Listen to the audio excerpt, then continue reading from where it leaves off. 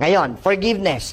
Tatlo ang pangako ng Panginoon sa mga matututo magpatawad. Gusto niyo marinig ano yung mga promises niya? Number 1, biglang gagaan ang buhay mo. Wow! The first time I heard it, isa lang ang nabanggit ko. Wow! Biglang gagaan ang buhay mo. The word that the Lord uses, bigla, in English, suddenly, all of a sudden. Kasi bigla ko na-realize, napakaraming Pinoy ang bigat ng buhay. In one way or the other, na-experience natin yon. Anong ibig sabihin ng mabigat na buhay? Trabaho, sweldo, bayad utang. Trabaho, sweldo, bayad utang. Hanggang namatay ang magulang, ang naiwan sa anak. Mabigat na buhay yun. Bakit mabigat na buhay yun?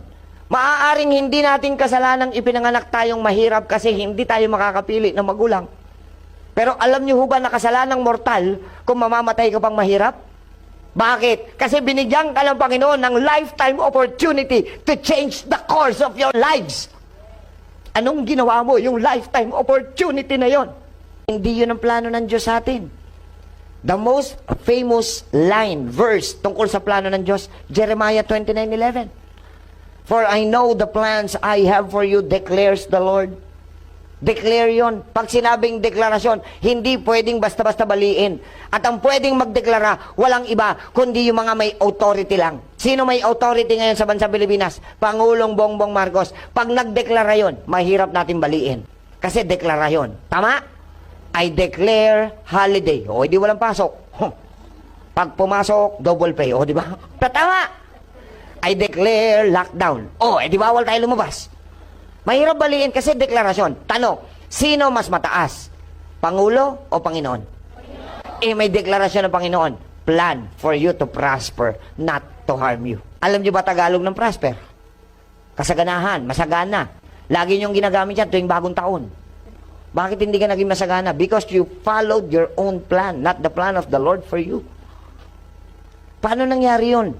Kasi kailan ka nagdesisyon na inuna mo muna siya bago ka sumang-ayon. Or you followed your own decisions.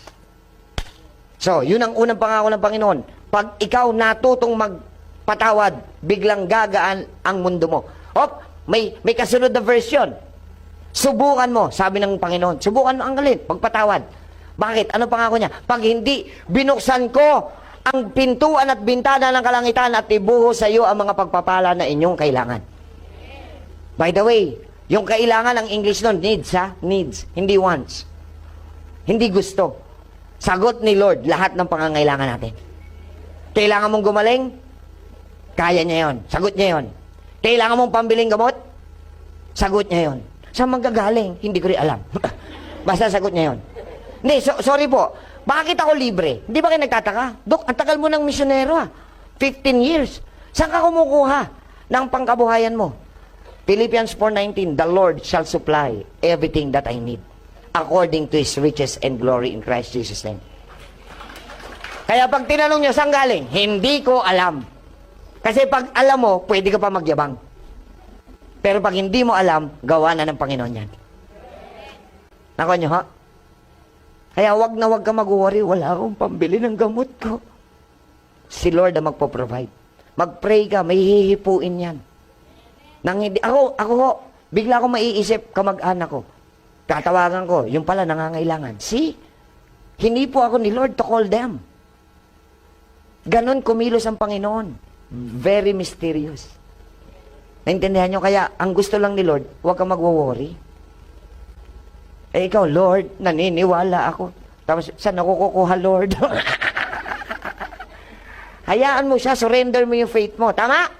So, yun yung unang pangako ni Lord. Biglang gagaan ang buhay mo.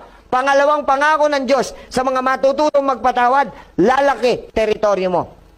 In biblical term yon. In basic principle, lalawang mundo mo, lalaki ginagalawa mo. At pangatlong pangako ng Diyos sa mga matututong magpatawad, sasarap talaga ang tulog nyo. Ngayon, bakit ko diniscuss ito? Yung pangatlo, napaka-essential in science. Buong katawan natin ay punong-puno ng cells. Ulitin natin. Kay tatay natin galing ang sperm cell. Kay nanay natin galing ang egg o di cell, parehas cell. So doon lang tayo nagsimula, sa cells. Yung cells ni tatay at saka ni nanay nagkita. Pag nagsiping ba ang mag-asawa, bukas may bata na? Wala pa. So, cells lang nagsimula, nadidevelop sa womb ng nanay. Tama? Pakinggan.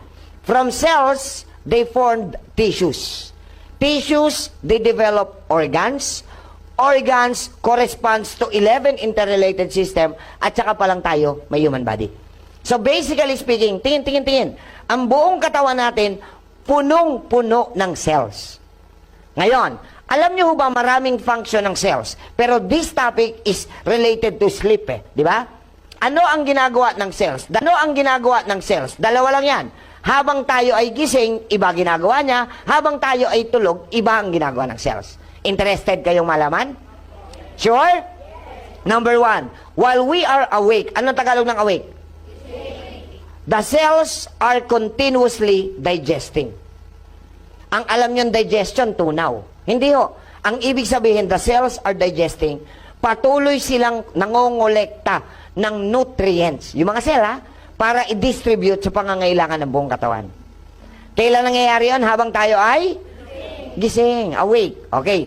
While we are asleep, kung tulog naman daw po, ano ang ginagawa ng cells? The cells are regenerating. Ano yung regenerating? Repairing. Bakit kailangan may mag-repair? Di balik tayo rito, kasi nga may damage.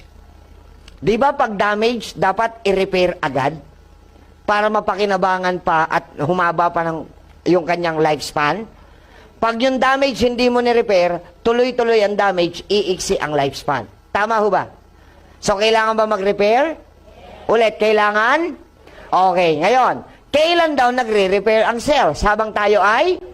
Very good! Merong repairing hours si cells. May takdang oras ang pagre-repair. Anong oras yun, Dok? Between 10 p.m. until 4 a.m. only.